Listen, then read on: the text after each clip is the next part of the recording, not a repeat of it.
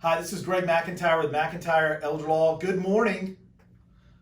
I wish we could do seminars right now. I love speaking to groups and crowds of people, but right now we're being to do our civic duty and wear masks and stay home and not really go out into mass gatherings. So I wanted to give you a seminar, but not something that was going to take 30 minutes or an hour of your time, a seminar in 10 minutes. So here we go. Normally we sit down and we do a 45-minute seminar. We do question and answer. Please feel free to send me your questions at the end of this seminar. You can list your questions in comments or message me directly if you want to private message me, and I'd be glad to address any of your questions or concerns. Also, for watching this seminar, we're offering a free consult. So you can go to mcelderlaw.com/free consult to sign up for your free consult. That's mcelderlaw.com/free consult.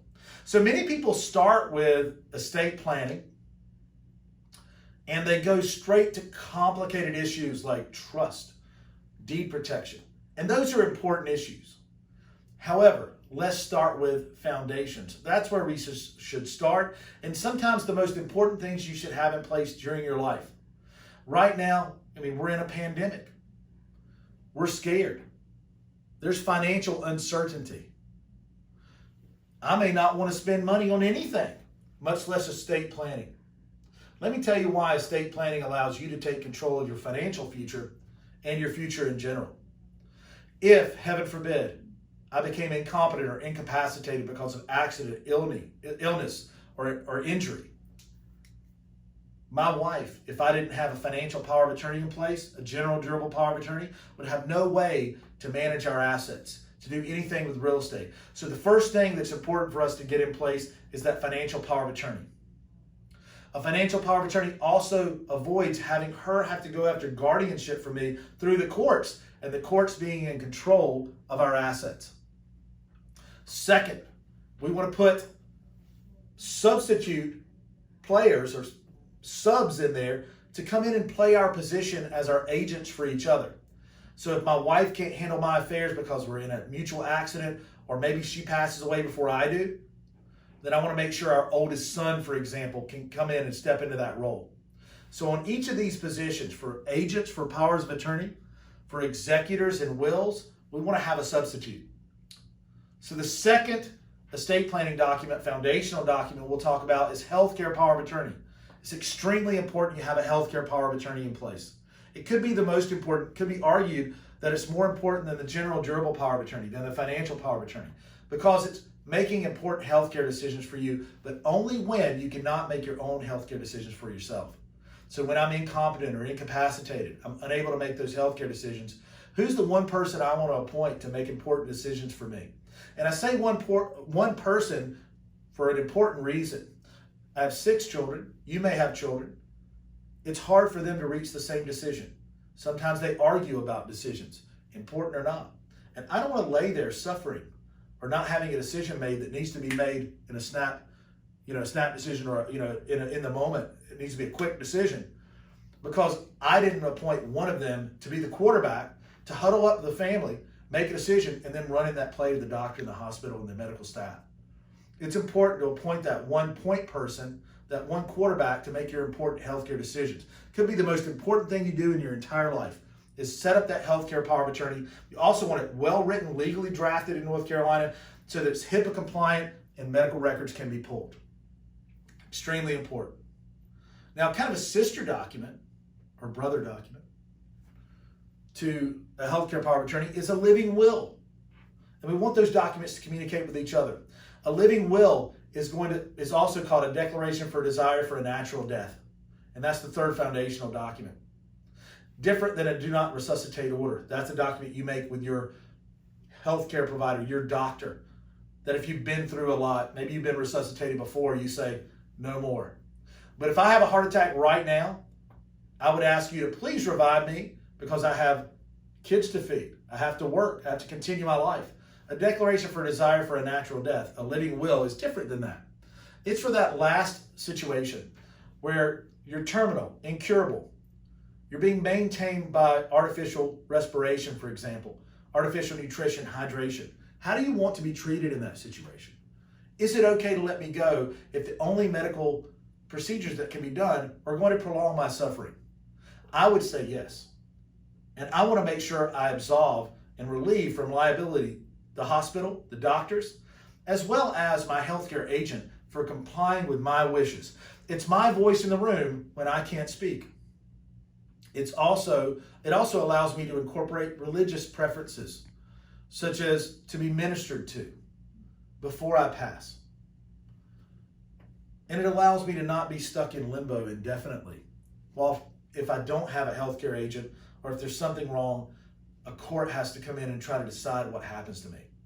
It allows me to take control. In estate planning, everything we're talking about allows you to stay in control and not be a victim of circumstance, not be a victim of what's happening around you, not be a victim of time passing.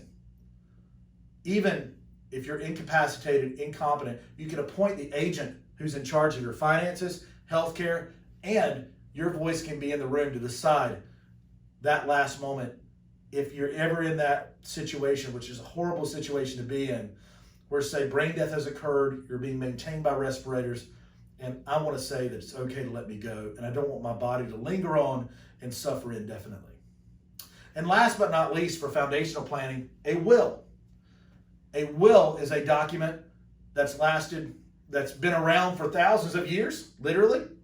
Used to be oral, now written, and allows you to decide who's in charge, your executor, who's in charge of executing your will, deciding, making sure that the money, property that has to change title and get to heirs, get to the kids, for example, the grandkids, make sure that's handled properly at the courthouse.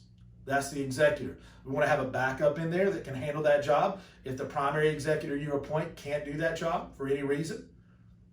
Also, it allows you to appoint who gets money and property, or designate who gets money and property as a bequest. Who's an heir of the estate?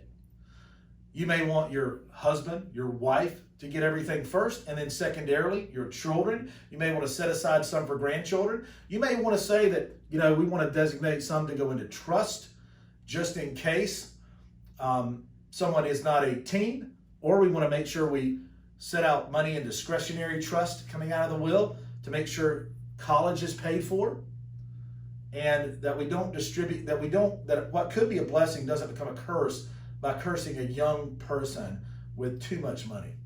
And you may have seen that happen to young people before, where they had too much too early, before they had the advantage of life experience and education to help guide them through that, through how to properly spend the money you gave them. So general durable power of attorney, healthcare power of attorney, living will, and will, extremely important to have. Foundations are extremely important. A house built on sand shall fall. So you want a firm foundation, and then we can start stacking on things like deed protection, like a life estate deed or ladybird deed, to fully protect your house against a Medicaid recovery in case you need long-term care and Medicaid has to pay. Also, not accountable asset transfer for the ladybird deed that can protect the home. Or we might want to look at trust to put liquid assets, retirement assets, to place the home or any other real estate in a trust. We may want that trust to be irrevocable so that it's not accountable asset for a Medicaid recovery and Medicaid qualification. If we want Medicaid, or maybe that's a possibility, they might have to come in and pay for long-term care or assisted living later in life. We may want to look at a convertible trust that allows the assets to be under your control right now, and then converts either at your election or because of, say, a healthcare event, a very threatening healthcare event that threatens long-term care, converts it to an irrevocable trust to protect those assets. Could be the house, other real estate, other liquid assets. That is a summary in under 10 minutes of some great estate planning tools that we offer and that you should think about for you and your family.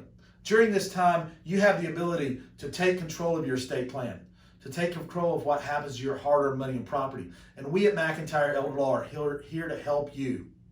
We offer consults by phone, by video chat, or in person. and we set those up easily all the time. And I'm going to hand over you the ability to set that up yourself. You can go to mcelderlaw.com/book free consult to schedule that free consult today. During this time as our civic duty, we're offering free consults to our clients and potential clients. Once you're a client of ours, you also receive free eDocs access, which is bank level security system storage of all documents, a case manager that reviews all documents for spelling mistakes, address corrections, name spellings before we sit down at the signing table, because we respect your time and we believe in quality control, and we want to deliver a quality service and product to our clients. You also receive free annual reviews every year, because we know your life will change and we want your estate plan to grow with you as you age and as life changes. We're here to help you at McIntyre Elder Law. Give us a call, 704-749-9244, to ask any questions or set up your free consult today. Have a great day.